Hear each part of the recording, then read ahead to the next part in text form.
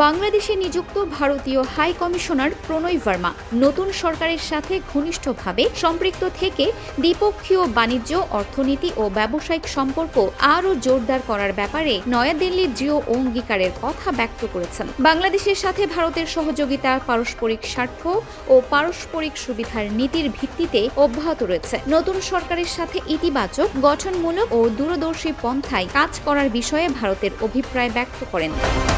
High commissioner মন্ত্রীকে জানান, ভারত সব ক্ষেত্রে জনকল্যাণমুখী সহযোগিতা এগিয়ে নিতে ইচ্ছুক। তিনি দুই দেশের নাগরিকদের সামগ্রিক কল্যাণের জন্য এই অর্থনৈতিক অংশীদারিত্বকে একটি প্রধান মাধ্যম হিসেবে বর্ণনা করেন। দ্বিপক্ষীয় সম্পর্কে ইতোমধ্যে অর্জিত উল্লেখযোগ্য সাফল্যের ওপর ভিত্তি করে বর্তমান কূটনৈতিক প্রচেষ্টা নতুন প্রশাসনিক প্রেক্ষাপটে একটি স্থিতিশীল ও ফলপ্রসূ রূপান্তর নিশ্চিত করবে বলেও তিনি মন্তব্য করেন। এই লক্ষ্যে তিনি বিভিন্ন খাতে বিজনেস টু বিজনেস সম্পৃক্ততা সহজতর করার উপর গুরুত্ব আরোপ করেন, যাতে বিদ্যমান প্রতিবন্ধকতা কমানো যায়। পাশাপাশি উভয় দেশের নতুন অর্থনৈতিক সক্ষমতা ও জাতীয় অগ্রাধিকারের সাথে সামঞ্জস্য রেখে যৌথ কৌশল প্রণয়নের কথাও তুলে ধরেন।